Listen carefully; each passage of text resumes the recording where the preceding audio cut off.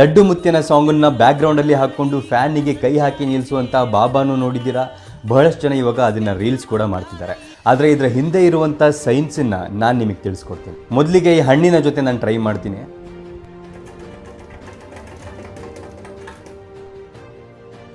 ಈ ಬಾಳೆಹಣ್ಣಿನ ಸಿಪ್ಪೆಯೂ ಕೂಡ ಅಲ್ಲಾಡಲಿಲ್ಲ. ಈಗ ಇದೇ ಹಣ್ಣಿನ ನಾನು ಈ ಫ್ಯಾನಿನ ತುದಿಗೆ ಇಡ್ತೀನಿ, ಏನಾಗುತ್ತೆ ನೋಡೋಣ. ಈ ಬಾಳೆಹಣ್ಣು ಕಂಪ್ಲೀಟಾಗಿ ಚಿಂದಿ ಚಿತ್ರಾನ್ನ ಆಗ್ಬಿಡ್ತು. ಪವಾಡದ ಹಿಂದೆ ಇರುವಂಥ ಸೈನ್ಸ್ನ ಅರ್ಥ ಮಾಡ್ಕೊಳ್ಳೋಕ್ಕಿಂತ ಮುಂಚೆ ಮೊದಲು ಪ್ರಸಾದ ತಿನ್ಬಿಡೋಣ.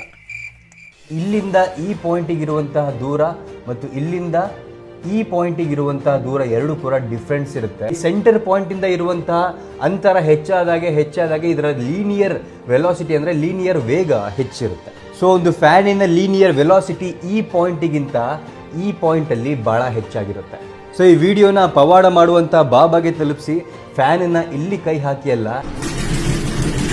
ಇಲ್ಲಿ ಕೈ ಹಾಕಿ ಒಂದ್ಸಲಿ ನಿಲ್ಸೋದಕ್ಕೆ ಹೇಳಿ. ಮತ್ತು ಈ ಹಾಡನ್ನು ಹಾಕ್ಕೊಂಡು ಯಾರ್ಯಾರು ರೀಲ್ಸ್ ಮಾಡ್ತಿದ್ದೀರಾ ದಯವಿಟ್ಟು ಅದನ್ನ ಮನೆಯಲ್ಲಿ ಟ್ರೈ ಮಾಡಕ್ಕೆ ಹೋಗ್ಬೇಡಿ. ಲಡ್ಡು ಮುತ್ತಿ ಅವರು ಬಹಳ ಹಿಂದೆ ಇದ್ದಂಥ ಒಬ್ಬ ಸಮಾಜ ಸುಧಾರಕರಾಗಿದ್ದರು. ಇವತ್ತಿಗೂ ಕೂಡ ಉತ್ತರ ಕನ್ನಡದಲ್ಲಿ ಅವ್ರಿಗೆ ಬಹಳ ಗೌರವವನ್ನು ಕೊಡ್ತಾರೆ, ಪೂಜಿಸ್ತಾರೆ.